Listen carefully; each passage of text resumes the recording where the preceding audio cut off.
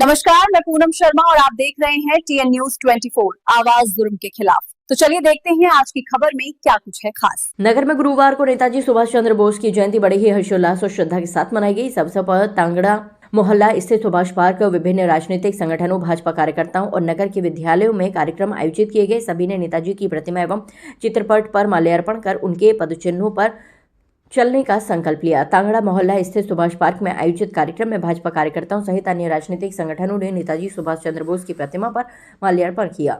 वक्ताओं ने कहा कि सुभाष चंद्र बोस देश के प्रभावशाली और दूरदर्शी नेता थे, जिन्होंने स्वतंत्रता संग्राम में महत्वपूर्ण भूमिका निभाई।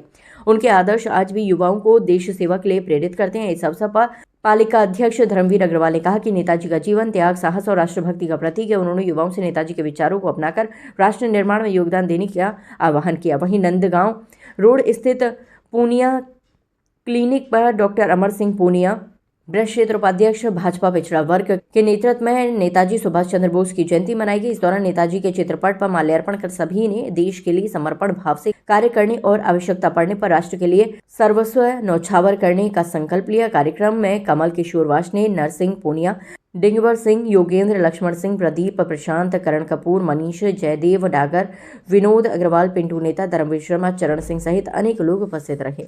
कोसी कला मथुरा से संवाददाता विष्णु कुमार की रिपोर्ट।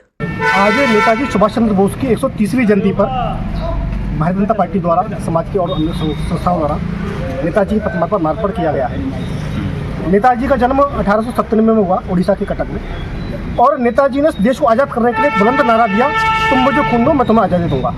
इस नारे के साथ उन्होंने राष्ट्रीय चेतना जगाने का काम किया।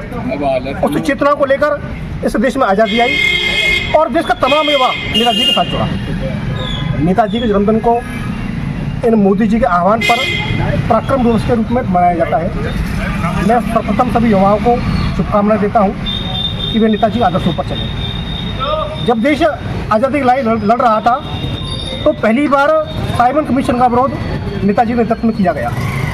आज़ादी के समय में जिस समय पढ़ाई का अभाव रहता था, उस समय ICS की परीक्षा उत्तीर्ण कर नेताजी ने अंग्रेजों की गुलामी ना करके इस देश को आज़ाद करने का सपना संकल्पित किया।